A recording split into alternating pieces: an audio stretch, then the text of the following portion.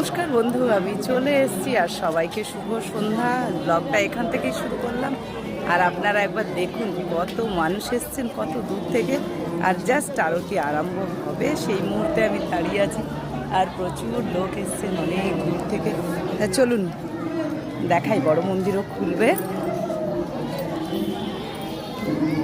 দেখুন সবাই দাঁড়িয়ে গেছে উঠে। আর জাস্ট দেখুন কি সুন্দরভাবে শাঁখটা শঙ্খধ্বনি হয় আগে, আর খুবই ভালো লাগে।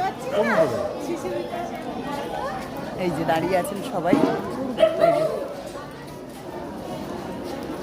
এই আরম্ভ হবে দেখুন।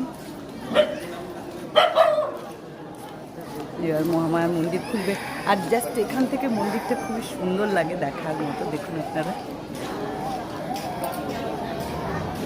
আর সন্ধ্যেবেলা লোকারণ্য, প্রচুর লোক এসছেন অনেক জায়গায়। ধূপ মোমবাতি জ্বালানো চলছে মহামায়ার ইয়েতে। আর এখানে আজকে আমার জায়গা খুবই কম। এই যে দেখুন একবার, রে বাবা, আজকে কিন্তু সেরকম জায়গা নেই। সবাই দাঁড়িয়ে আছে দর্শন করার। দেখি তুমি চলে যাই, সবাই দর্শনের জন্য দাঁড়িয়ে আছেন।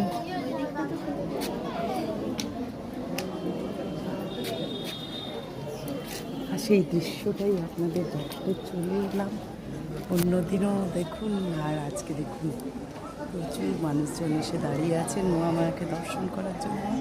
আর মন্দিরখানি অপূর্ব লাগছে। আর আমি একটু পরেই লাইভে আসবো, আপনারা চলে আসবেন। সরাসরি মন্দির থেকে আমি দাঁড়িয়ে আছি। অসাধারণ লাগছে, কত মানুষ এসছেন, খুব সুন্দর।